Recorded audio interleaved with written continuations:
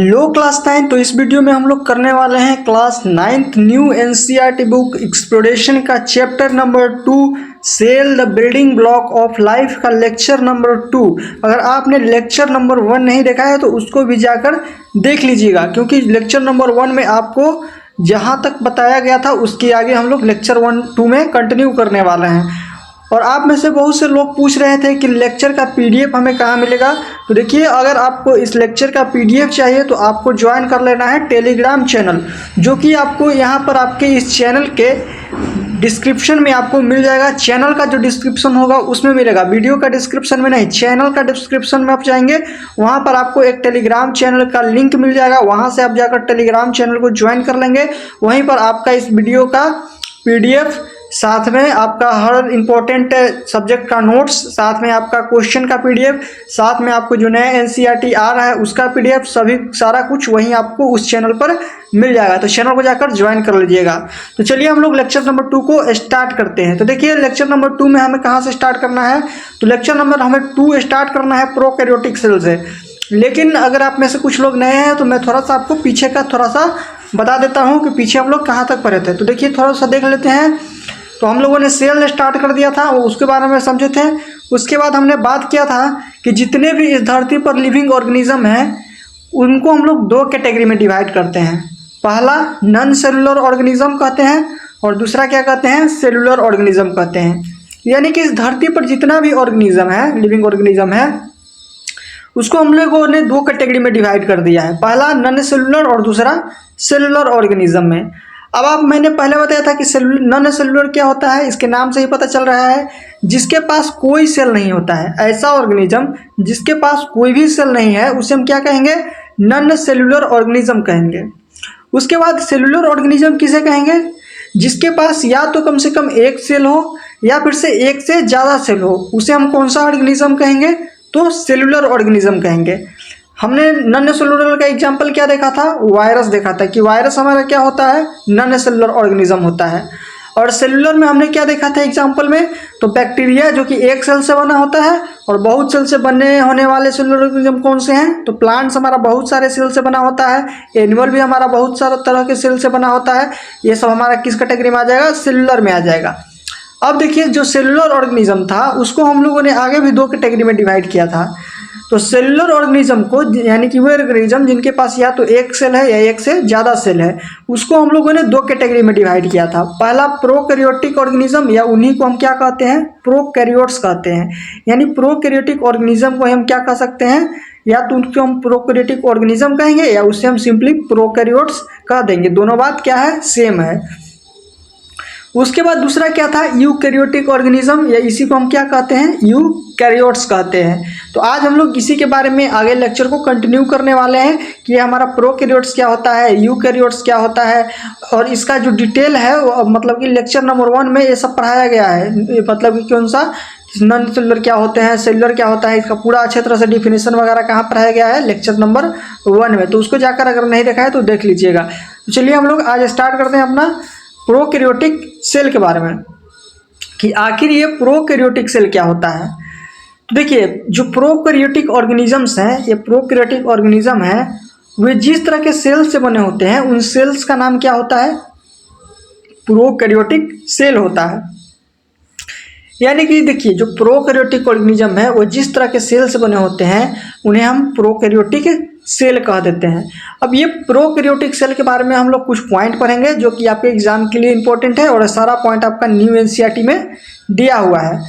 तो अगर एग्जाम में भी क्वेश्चन आपसे पूछा जाता है तो ये सारा पॉइंट लिख देंगे तो आपका एक भी नंबर नहीं कटेगा।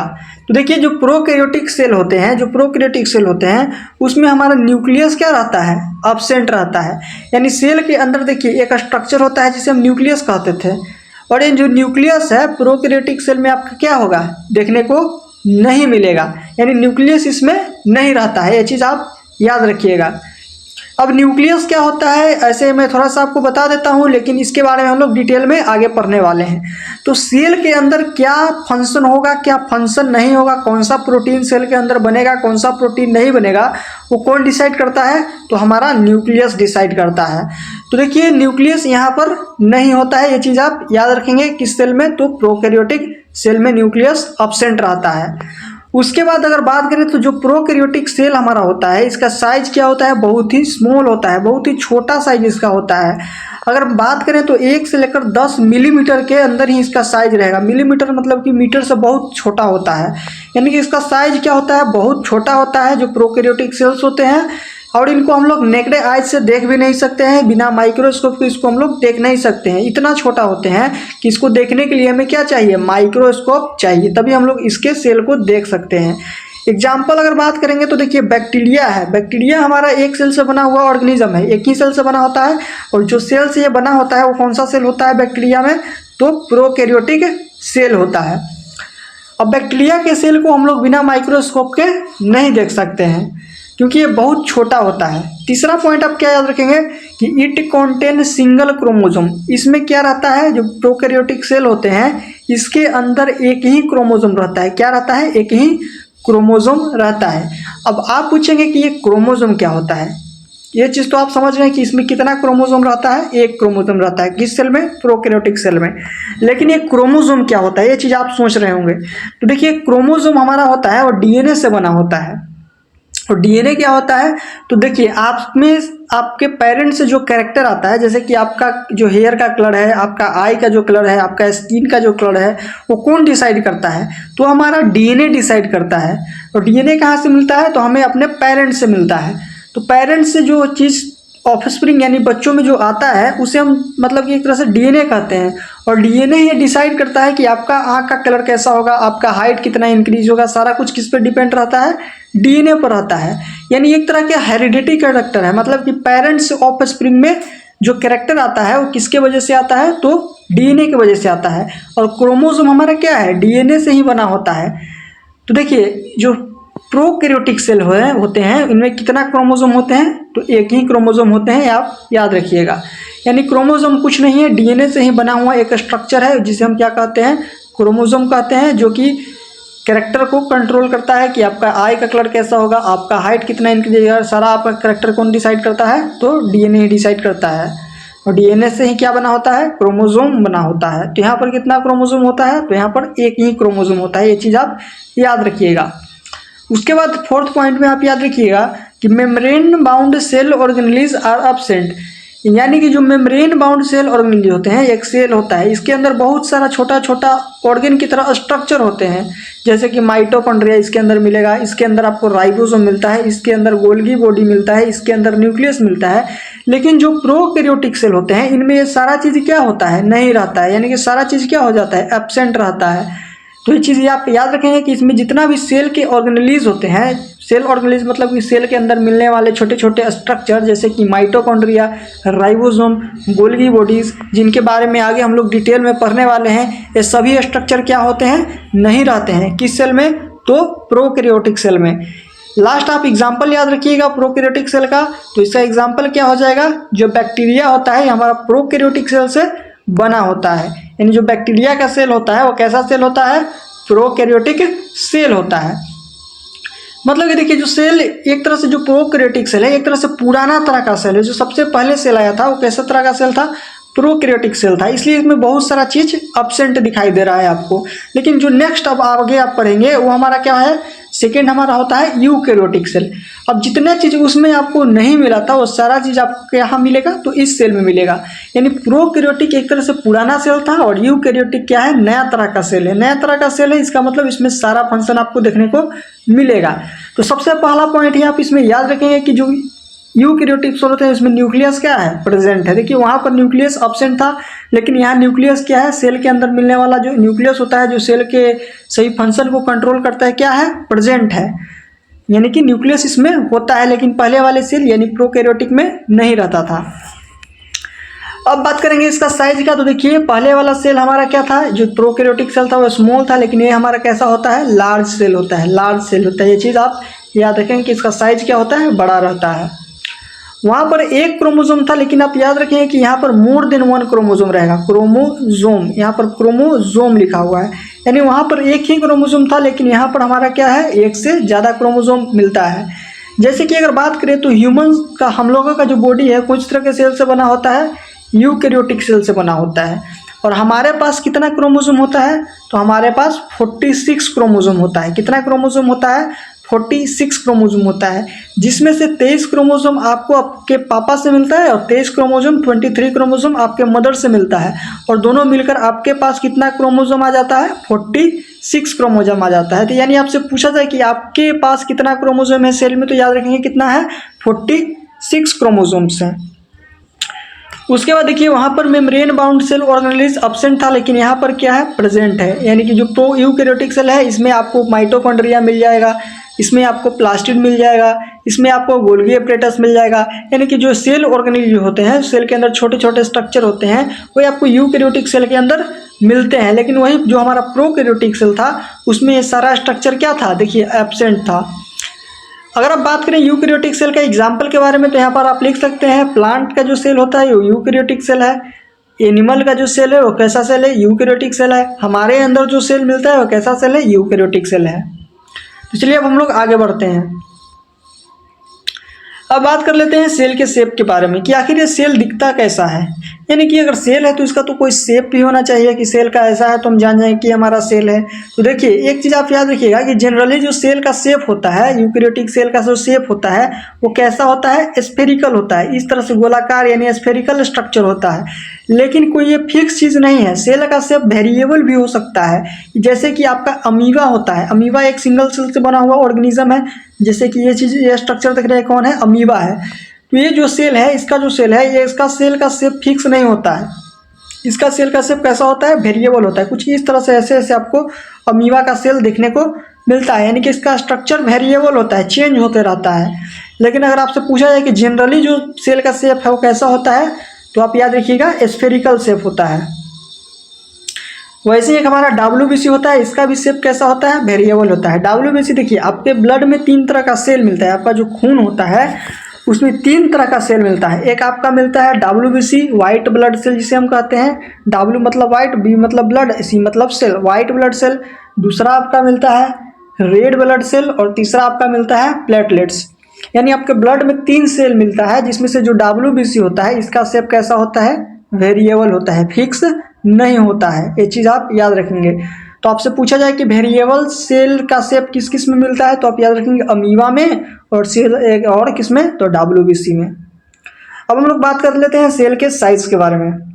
इस सेल का साइज कितना होता है, तो देखिए जो सेल होते हैं वो बेसिकली आपको नेक्ड आई से तो दिखाई नहीं देते हैं। उनको देखने के लिए आपको क्या चाहिए, माइक्रोस्कोप चाहिए। यानी कि बहुत सारा जो सेल है उनको आप बिना माइक्रोस्कोप के नहीं देख सकते हैं, कुछ को आप बिना माइक्रोस्कोप के भी देख सकते हैं।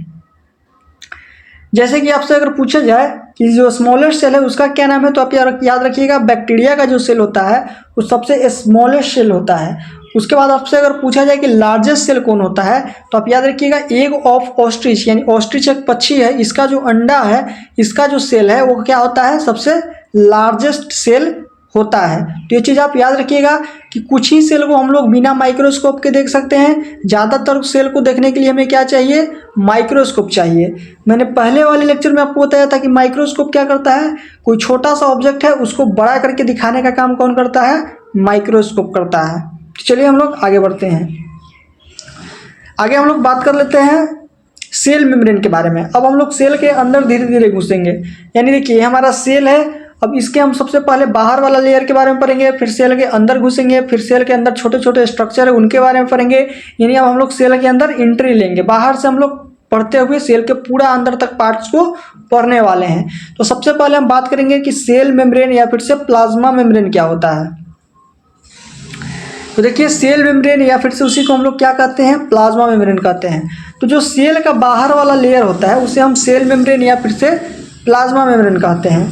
सिंपल आप समझ सकते हैं कि सेल का जो दीवार होता है उसे हम सेल मेम्ब्रेन या फिर से प्लाज्मा मेम्ब्रेन कहते हैं। जैसे आपके घर का जो बाहर का दीवार होता है क्या काम करता है, अंदर के चीज़ को और बाहर की चीज़ को सेपरेट करता है, उसी तरह जो सेल का दीवार है जिसे हम प्लाज्मा मेम्ब्रेन या फिर से सेल मेम्ब्रेन कहते हैं, ये वाला दीवार वो क्या करता है, जो सेल के अंदर चीज़ें हैं और जो सेल के बाहर चीज़ें हैं वो दोनों को क्या कर रहा है, अलग कर रहा है, सेपरेट कर रहा है। यानी सेल मेम्ब्रेन का यही फंक्शन है, जो सेल के अंदर चीज़ है और जो सेल के बाहर चीज़ है दोनों को क्या करना, सेपरेट करना। यहाँ पर लिखा भी गया है और एक चीज़ याद रखेंगे कि सेल मेम्ब्रेन को ही हम क्या कहते हैं, प्लाज्मा मेम्ब्रेन भी कहते हैं, यानी ये दोनों बात सेम ही है, एक आदमी का दो नाम है, एक सेल मेम्ब्रेन और दूसरा प्लाज्मा मेम्ब्रेन। अब आप याद रखिएगा कि this is the outermost covering of cell that separate the content of cell from external environment. तो ये चीज़ आप याद रखेंगे कि जो सेल का आउटर मोस्ट कवरिंग होता है वो क्या होता है, सेल मेम्ब्रेन कहलाता है या फिर से प्लाज्मा मेम्ब्रेन कहलाता है। और इसका काम क्या है, तो अंदर वाले चीज़ को बाहर वाले चीज़ों से सेपरेट करना इसका काम है। अब देखिए सेकंड पॉइंट आप याद रखिएगा कि it is extremely thin about 7 to 10 nanometer. जो सेल मेम्ब्रेन होता है बहुत ही पतला होता है, 7 से लेकर 10 नैनोमीटर के बीच में इसका साइज होता है, यानी बहुत पतला होता है क्या हमारा सेल मेम्ब्रेन। अगर आपसे पूछा जाए कि जो सेल मेम्ब्रेन है ये किस चीज़ों से बना होता है, तो आप याद रखिएगा कि ये हमारा लिपिड और प्रोटीन से बना होता है। जो सेल मेम्ब्रेन है वो किस चीज़ से बना होता है, तो सेल मेम्ब्रेन हमारा लिपिड या फिर से प्रोटीन से बना होता है। जैसे आपका घर का जो दीवार है ब्रिक से बना होता है, ईंटों से बना होता है, उसी तरह जो सेल का दीवार है वो हमारा किस चीज़ से बना होता है, तो लिपिड और प्रोटीन से बना होता है। एक चीज़ और याद रखिएगा कि जो कि आपका नया एनसीईआरटी में दिया हुआ है कि the this model of cell membrane is called fluid mosaic model. जो ये मॉडल है सेल मेम्ब्रेन का, इसको हम लोग फ्लूइड मोजाइक मॉडल कहते हैं, ये आपका नया एनसीईआरटी में दिया हुआ है। अब बात आता है कि इसको फ्लूइड और मोजाइक क्यों कहते हैं। तो देखिए जो सेल मेम्ब्रेन होता है वो आपका हार्ड नहीं होता है, जैसे कि आपका दीवार हार्ड होता है, सेल मेम्ब्रेन वैसा हार्ड नहीं होता है। ये मतलब कि पानी की तरह तैरते रहता है। जो सेल का दीवार है वो पानी की तरह तैरते रहता है। जैसे कि मान लीजिए वाटर पर आप तेल डाल देते हैं, ऑयल डाल देते हैं, तो कैसे वो तैरता रहता है, उसी तरह सेल मेम्ब्रेन हार्ड नहीं होता है, ये तैरता रहता है, मतलब कि हमारा फ्लूइड की तरह होता है, इसलिए इसको फ्लूइड कहा जाता है। अब बताता है इसको मोजाइक क्यों कहते हैं। तो देखिए आपके घर में जो फ्लोर होता है उस पर टाइल्स लगा होता है, ऐसे आपका टाइल्स लगा होता है, तो इस टाइल्स में कुछ टाइल्स आपका ब्लैक होता है, कुछ टाइल्स आपका वाइट होता है, यानी कि एक तरह से डिज़ाइन को हम लोग मोजाइक कहते हैं, जो कि डिफरेंट डिफरेंट कलर का से बना होता है। तो उसी तरह जो हमारा सेल का मेम्ब्रेन है इसमें डिफरेंट तरह के प्रोटीन लगे हुए हैं, इसलिए इसका डिज़ाइन मतलब कि मोजाइक की तरह दिखता है, कलरफुल तरह का दिखता है, इसलिए इसको क्या कह देते हैं, मोजाइक कह देते हैं। यानी कि इस मॉडल को क्या कहते हैं, फ्लूइड मोजाइक, क्योंकि फ्लूइड की तरह तैर रहता है और मोजाइक की तरह इसका डिज़ाइन है, यानी डिफरेंट डिफरेंट प्रोटीन धसे हुए हैं, जिससे इसका कलर कैसा लगता है, टाइल्स जैसा कि हमारे फ्लोर होता है इसमें डिफरेंट डिफरेंट कलर होता है, उस डिज़ाइन को हम लोग मोजाइक कह देते हैं। और उसी तरह सेल का मेम्ब्रेन में डिफरेंट डिफरेंट प्रोटीन लगा होता है, इसलिए उसका जो स्ट्रक्चर है उसी तरह का डिज़ाइन की तरह दिखता है, इसलिए उसको हम लोग मोजाइक कहते हैं। तो यहाँ से याद रखिएगा कि इसको हम लोग फ्लूइड मोजाइक मॉडल कहते हैं। अगर इतना में कोई भी पॉइंट अगर आपको समझ में नहीं आया होगा तो उसको आप नीचे कमेंट में बताएंगे, मैं उसको आपको क्लियर कर दूंगा। अगर कमेंट में क्लियर करने लायक रहा तो कमेंट में ही मैं आपको बता दूंगा, नहीं तो मैं उस डाउट को नेक्स्ट लेक्चर में उठा लूँगा और सबसे पहले उस डाउट को ही डिस्कस कर लूँगा। चलिए अब हम लोग आगे बढ़ते हैं। अब देखिए सेल मेम्ब्रेन को हम लोग, देखिए जो सेल मेम्ब्रेन होता है वो लिविंग होता है, पतला होता है, थिन होता है, डेलिकेट इलास्टिक होता है, लचीला होता है, और इसको हम लोग सेलेक्टिवली परमिएबल मेम्ब्रेन कहते हैं। जो सेल मेम्ब्रेन होता है इसको हम लोग क्या कहते हैं, सेलेक्टिवली परमिएबल मेम्ब्रेन कहते हैं। अब बात आता है कि इसको हम लोग सेलेक्टिवली परमिएबल मेम्ब्रेन क्यों कहते हैं। तो देखिए एक एग्जाम्पल इसको समझते हैं। आपके घर में चाय बनता होगा, तो चाय में जो चाय बनता होगा तो उसको मान लीजिए कप है आपका, तो कप में चाय को डालने से पहले उसमें जो लीफ होते हैं, चाय के जो पत्तियां होते हैं, टी लीव्स होते हैं, उसको आपको अलग करना होता है। तो यहाँ पर क्या करते हैं, एक ऐसा स्ट्रक्चर लगाते हैं जिसमें जाला बना रहता है, छोटे छोटे जाले लगे होते हैं। अब इसमें ऊपर से हम चाय डालते हैं तो जो लिक्विड पार्ट होता है वो तो हमारे कप में चला जाता है, लेकिन जो चाय का पत्ती होता है ऊपर ही फंस जाता है। तो जैसे कि देखिए यहाँ पर क्या हो रहा है, हम लोग पूरा डाल रहे हैं तो पत्ती ऊपर ही फंस जा रहा है चाय का, और जो लिक्विड पार्ट है अंदर चला जा रहा है, यानी कि सेलेक्ट कर रहा है, कुछ चीज़ों को अंदर जाने दे रहा है और कुछ चीज़ों को अंदर नहीं जा रहा है। उसी तरह जो हमारा सेल मेम्ब्रेन है सेलेक्टिवली परमिएबल मेम्ब्रेन है, यानी कि कुछ चीज़ों को सेल के अंदर जाने देगा, कुछ चीज़ों को सेल के अंदर से बाहर आने देगा, लेकिन कुछ चीज़ों को सेल के अंदर जाने से रोकेगा भी, कुछ चीज़ों को अंदर से बाहर आने के लिए भी रोकेगा। यानी कि कुछ चीज़ों को सेलेक्ट करता है कि उसको अंदर जाने देंगे, कुछ चीज़ों को सेलेक्ट करता है कि उसको अंदर नहीं जाने देंगे, इसलिए इसको हम क्या कहते हैं, सेलेक्टिवली परमिएबल मेम्ब्रेन कहते हैं।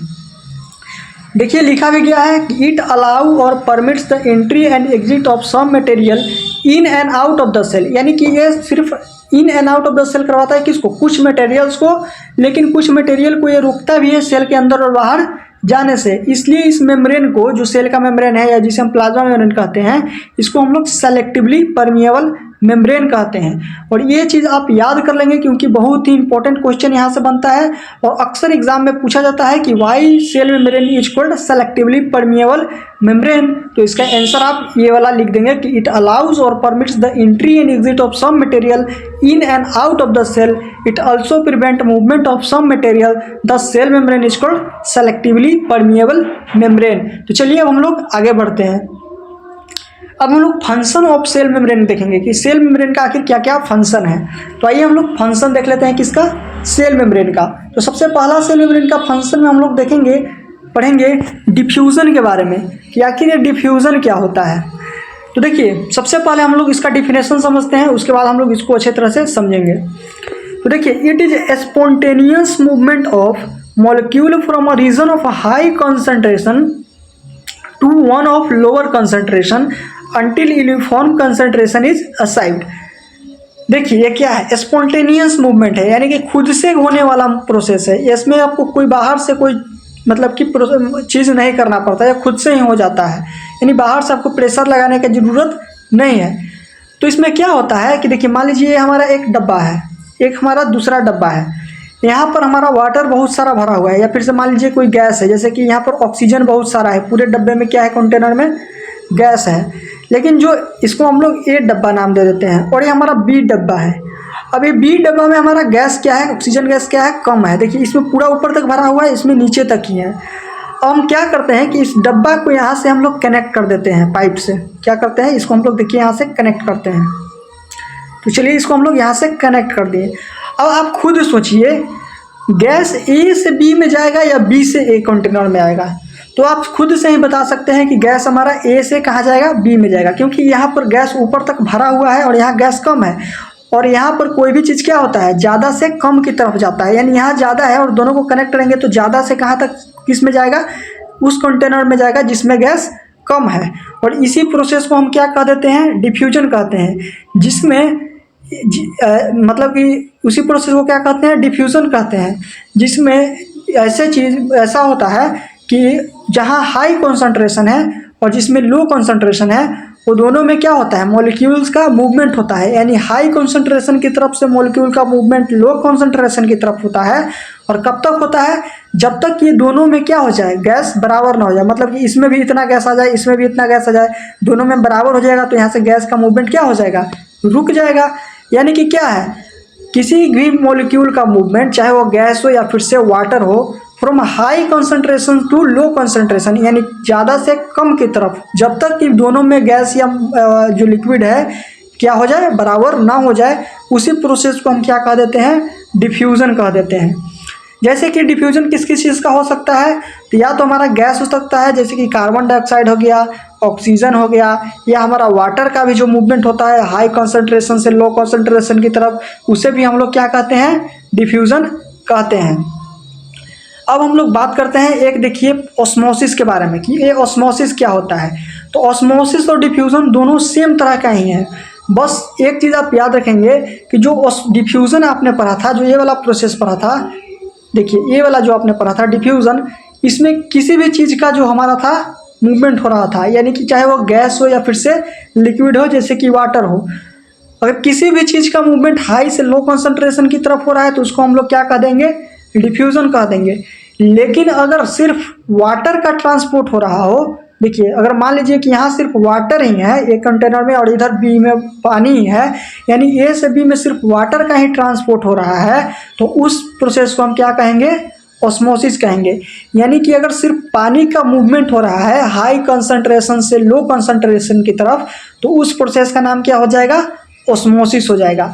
यानी डिफ्यूज़न का ही एक स्पेशल केस क्या है, ऑस्मोसिस है। यानी डिफ्यूज़न में हमारा क्या है, कोई भी चीज़ जाएगा तो उसको हम लोग डिफ्यूज़न कह देंगे। जैसे कि गैस भी हाई से लो की तरफ जा रहा है तो उसको भी डिफ्यूज़न कर सकते हैं, वाटर भी अगर हाई से लो की तरफ जा रहा है तो उसको भी डिफ्यूज़न कर सकते हैं।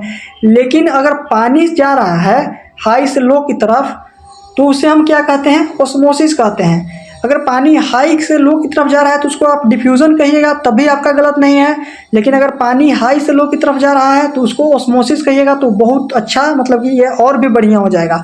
लेकिन अगर मान लीजिए यहाँ गैस रहता, यहाँ कार्बन डाइऑक्साइड गैस रहता और ये हमारा इसमें से सेकंड कंटेनर में जाता, तो इसको अगर आप ऑस्मोसिस कहिएगा तो गलत हो जाएगा। क्यों? क्योंकि ऑस्मोसिस में सिर्फ और सिर्फ वाटर का ट्रांसपोर्ट होता है, ये हायर कॉन्सेंट्रेशन से लोअर की तरफ। लेकिन डिफ्यूज़न में चाहे वो पानी हो, गैस हो, किसी तरह का चीज़ अगर हाई से लो की तरफ जा रहा है तो उसको हम लोग डिफ्यूज़न कह देंगे। तो यहाँ से आपका ये पॉइंट क्लियर हो गया होगा कि अगर सिर्फ पानी का ट्रांसपोर्ट हो रहा है तो उसको ऑस्मोसिस कह देंगे, अगर पानी सिर्फ ट्रांसपोर्ट हो रहा है तो उसको डिफ्यूज़न भी कहेंगे, तो गलत नहीं होगा। लेकिन अगर ऑक्सीजन गैस की कोई भी गैस अगर हाई से लो की तरफ जा रहा है तो उसको ऑस्मोसिस कहेंगे तो गलत हो जाएगा, लेकिन उसको डिफ्यूज़न कहेंगे तो सही हो जाएगा। क्योंकि ऑस्मोसिस में सिर्फ वाटर का ट्रांसपोर्ट होता है और डिफ्यूज़न में वाटर का भी हो सकता है, गैस का भी हो सकता है, किसी भी चीज़ का अगर हाई से लो की तरफ ट्रांसपोर्ट हो रहा है तो उसको हम लोग डिफ्यूज़न कह देंगे। जैसे कि यहाँ पर लिखा भी गया है कि it is the passage of water, देखिए वाटर लिख दिया है, from a region of high water concentration through semi permeable membrane to a region of low water concentration, यानी हाई वाटर की कॉन्सेंट्रेशन की तरफ से, यानी उस तरफ से जहाँ वाटर का कॉन्सेंट्रेशन ज़्यादा है, पानी का ट्रांसपोर्ट उधर होगा जिधर पानी का कंसंट्रेशन कम है। उस प्रोसेस को क्या कह देंगे? ऑस्मोसिस कह देंगे। अब हम लोग बात कर लेते हैं 3 और तरह के सॉल्यूशन होते हैं उनके बारे में भी। पहला हमारा होता है हाइपोटोनिक सॉल्यूशन। तो ये हाइपोटोनिक सॉल्यूशन क्या होता है, आइए हम लोग देख लेते हैं। तो देखिए हाइपो मतलब क्या होता है? कम। तो जो हाइपोटोनिक सॉल्यूशन है इसका मतलब क्या होता है, आइए समझते हैं। हाइपो का मतलब होता है कम। अगर सेल, ये मान लीजिए हमारा सेल है, इसको हम लोग किसी भी सॉल्यूशन में डालते हैं, जैसे कि शुगर सॉल्यूशन में डाल लिया, ऐसा सॉल्यूशन जिसमें शुगर और वाटर है, उसमें हम लोग क्या कर दिए, ये डब्बा है, जैसे कि ये डब्बा है, देखिए इसमें पानी और चीनी का जो मिक्स सॉल्यूशन बना हुआ है, इसमें हम लोग इस सेल को डाल देते हैं। तो अगर सेल के अंदर पानी कम है तो उस तरह के सॉल्यूशन को हम क्या कहेंगे? हाइपोटोनिक सॉल्यूशन कहेंगे। सेल के अंदर पानी कम है और जो सेल के बाहर डब्बा रखा हुआ है उसमें पानी बहुत ज़्यादा है सेल से कंपैरिजन में। अब बताइए अगर सेल के बाहर पानी ज़्यादा है, सेल के अंदर पानी कम है, तो पानी का ट्रांसपोर्ट किधर से किधर होगा? सेल से बाहर जाएगा पानी या सेल के अंदर आएगा पानी? तो सिंपल बात है, अगर सेल के बाहर पानी ज़्यादा है तो सेल के अंदर पानी इंटर करेगा। अब सेल के अंदर पानी इंटर करेगा तो सेल फूलेगा या पचकेगा? तो सेल के अंदर अगर पानी जाएगा तो सेल क्या कर देगा? स्वेल अप हो जाएगा, यानी कि सेल फूल जाएगा। अब देखिए हम लोग डिफिनेशन समझते हैं। देखिए if the medium surrounding the cell has higher water concentration, यानी कि अगर पानी सेल के बाहर ज़्यादा है देन द सेल, यानी सेल के कंपेरिजन में, meaning that the outside solution is very dilute, यानी इसका मतलब है कि बाहर पानी जो है ज़्यादा है। The cell will gain water by osmosis, तो सेल के अंदर पानी जाएगा और पानी का ट्रांसपोर्ट हाई से लो की तरफ होता है तो क्या कहलाता है? ऑस्मोसिस कहलाता है। यानी सेल के अंदर पानी ऑस्मोसिस प्रोसेस से जाएगा और उसी सॉल्यूशन को हम क्या कह देते हैं? हाइपोटोनिक सॉल्यूशन कह देते हैं। यानी सिंपल आप याद रखिएगा, हाइपोटोनिक सॉल्यूशन वो सॉल्यूशन होता है जिसमें सेल के अंदर पानी इंटर करता है, सेल के बाहर पानी ज़्यादा होता है और सेल के अंदर पानी कम होता है, इसलिए सेल के बाहर से सेल के अंदर पानी इंटर करता है। और अगर सेल के अंदर पानी आएगा तो सेल का साइज क्या होगा? बड़ा होगा, सेल क्या हो जाएगा? स्वेलअप हो जाएगा, फूल जाएगा। तो हाइपोटोनिक सॉल्यूशन में सेल क्या होता है? फूलता है। ये चीज़ आप याद रखिएगा। और एक पॉइंट और याद रखिएगा कि सेल के अंदर पानी जाता है किसमें? हाइपोटोनिक सॉल्यूशन में। सेकेंड देखिए, सेकेंड हमारा होता है आइसोटोनिक सॉल्यूशन। आइसो का मतलब होता है बराबर।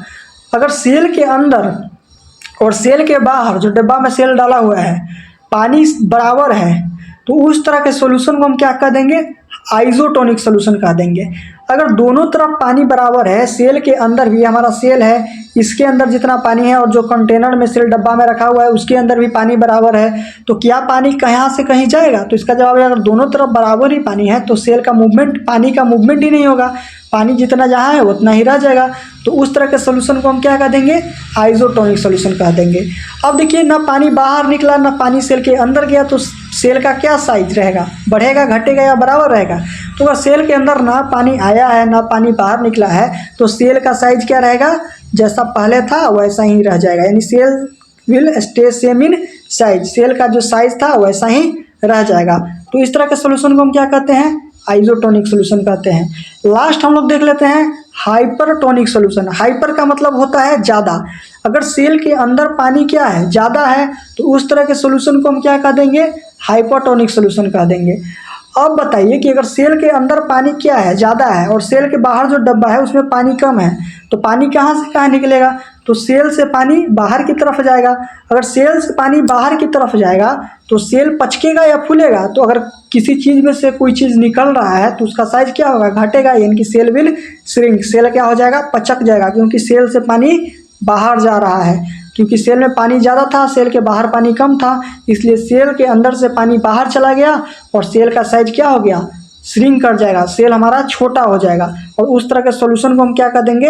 हाइपरटोनिक सॉल्यूशन कह देंगे। देखिए, अगर एग्जाम में आए तो कैसे लिखना है कि व्हाट इज हाइपरटोनिक सॉल्यूशन आपसे पूछा जाए तो क्या लिखिएगा? If the medium has lower concentration of water, यानी कि अगर सेल के बाहर पानी कम है देन द सेल की कंपेरिजन में, meaning that the very concentrated solution, मतलब कि जो बाहर सॉल्यूशन है क्या है? पानी कम है, तो सेल विल लूज वाटर, तो सेल क्या करेगा? पानी को लूज करेगा, पानी को बाहर निकालेगा। किस प्रोसेस से? तो ऑस्मोसिस से, क्योंकि पानी का मूवमेंट हाई से लो की तरफ क्या कहलाता है? ऑस्मोसिस कहलाता है। और such a solution is known as hypertonic solution. और इस तरह के सॉल्यूशन को हम लोग क्या कहते हैं? हाइपरटोनिक सॉल्यूशन कहते हैं। तो चलिए, इतना आपको समझ में आ गया होगा। अगर इतना सेकंड लेक्चर में अगर आपको कोई भी डाउट बचा है तो नीचे कमेंट में बताइए, उसको नेक्स्ट लेक्चर में कवर कर लिया जाएगा, या अगर पॉसिबल रहा तो कमेंट में भी आपको उसका आंसर दे दिया जाएगा। तो चलिए, मिलते हैं लेक्चर नंबर 3 में। आपको लेक्चर नंबर 2 कैसा लगा आप बताइएगा। और इस चैनल पर आपको क्लास 9 का पूरा तैयारी कराया जाएगा, वो भी बिल्कुल फ्री ऑफ कॉस्ट। साथ में आपको कलरफुल नोट्स दिया जाएगा, शॉर्ट नोट्स दिया जाएगा, इंपॉर्टेंट क्वेश्चन का PDF दिया जाएगा। तो चैनल पर सब्सक्राइब कर लेंगे चैनल को, और वीडियो को लाइक एंड शेयर भी कर देंगे दोस्तों के साथ। तो चलिए, मिलते हैं नेक्स्ट लेक्चर में।